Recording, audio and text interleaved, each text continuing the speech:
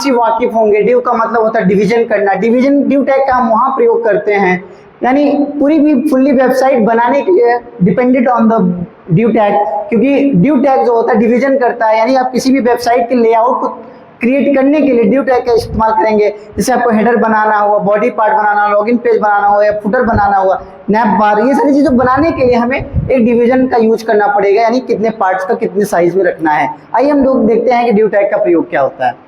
कहता है due tag is short form the division is a the fundamental the HTML. ये एक short form में हम कहें तो इसे डिवीजन कहते हैं, ये फंडामेंटल होता है एचटीएमएल का। Use to the generic the container to the group and organise, जो कि इसका हम प्रयोग करते हैं एज अ ग्रुप बनाने के लिए, ठीक है, ग्रुप ऑर्गेनाइज करने के लिए। Other the HTML into the logical section, और ये अन्य एचटीएमएल के हिसाब से एक लॉजिकल सेक्शन माना जाता है।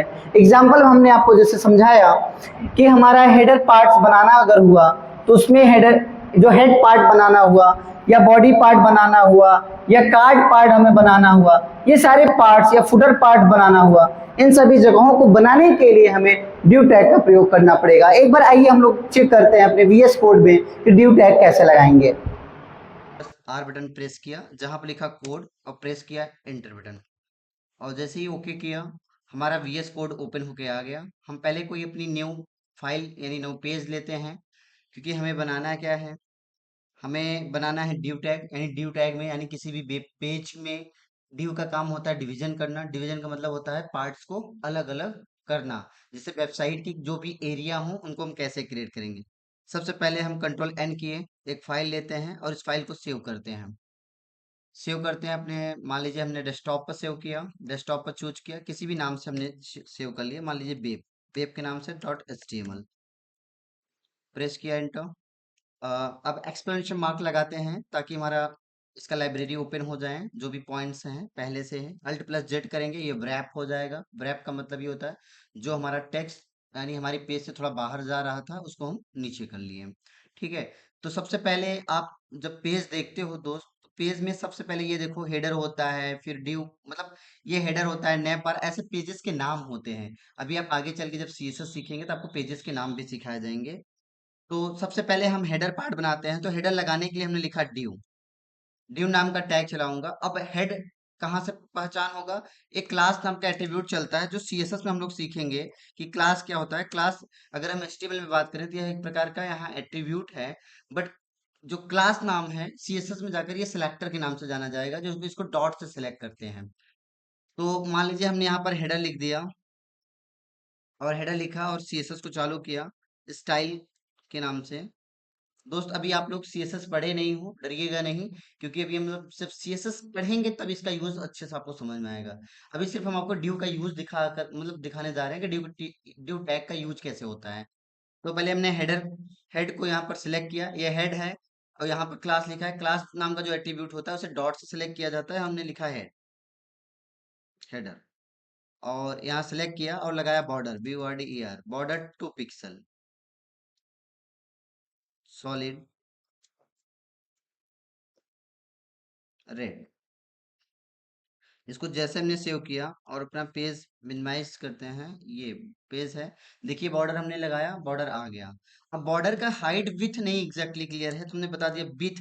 विथ का मतलब होता है चौड़ाई, जो वेब पेज की चौड़ाई है वो कितना रखना है।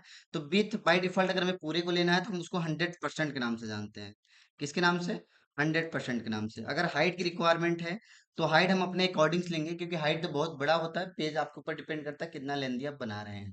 तो हमने विथ मान लो 30 या 60 पिक्सल कह दिया, और जैसे 60 पिक्सल कहा, अब देखिए ये बन के आ गया।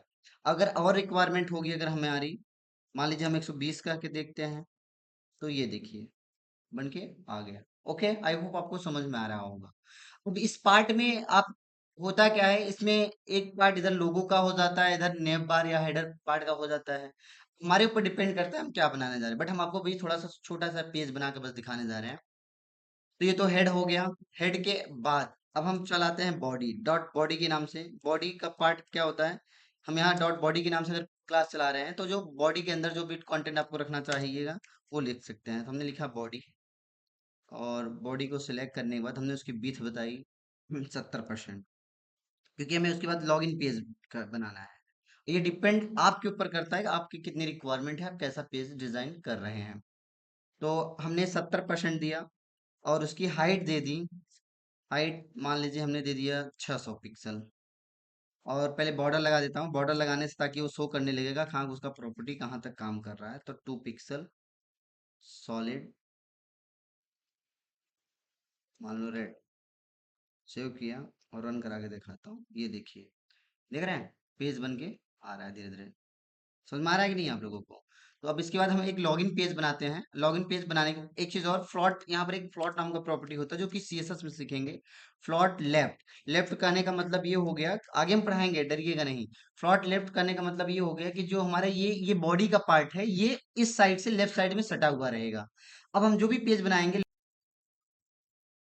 हेलो गाइस, आओ हम लोग एक बार फिर से आगे देखते हैं कि हमारा लॉगिन का पेज अब हमें बनाना है, क्योंकि हमारा हेडर बन गया, बॉडी बन गया। अब हम लॉगिन वाले पेज पर वर्क करते हैं। तो हमने फिर से अपना यहाँ सिलेक्ट किया, डॉट लॉग इन वाले पार्ट को सिलेक्ट किया। सिलेक्ट करने के बाद हमने रखा सेम यही कोड रहेंगे हमारे, बट थोड़ा सा प्रॉपर्टी चेंज करना पड़ेगा इसकी विथ का। तो विथ हमने जो 70 रखा है, 70 को हमने मान लीजिए 29.5 कुछ वैल्यू करके आए हुए पेज को देखते हैं। तो इसको सेव करते हैं। सेव करने के बाद स्पेलिंग लॉग इन, ठीक है। और यहाँ भी स्पेलिंग मिला लीजिए। देखिए यहाँ पर स्पेलिंग आपने मिस्टेक कर दिया, लॉग। हमने मिस्टेक को सही करेंगे और ये रन कराएंगे। देखिए हमारा ये लॉगिन वाला पेज बन गया। तो सेम अब ऐसे ही हमारा फुटर का पेज बनता है। हमने इसको फुटर लगाएंगे, नीचे फुटर चलाएंगे, कट क्लास, फुटर की क्लास चलाने के बाद अब हम यहाँ फुटर का नाम एज ऐड करेंगे अपनी सीएसएस में, फुटर। अब वही सेम चीज रखने के बाद जो 70% इसका दिखता है, इसको 100% कर दिया। और जो इसका हाइट ज्यादा था, हाइट को हमने कम करके पेज को चेक करते हैं। तो आई होप दोस्त आप देख पा रहे हैं हमारा header part, body part, login page और प्लस फुटर पेज। तो कुछ इसी जरिए से ड्यू टैग का हम यूज करके किसी भी पेज को एज डिजाइन कर सकते हैं। तो आई होप आपको अगर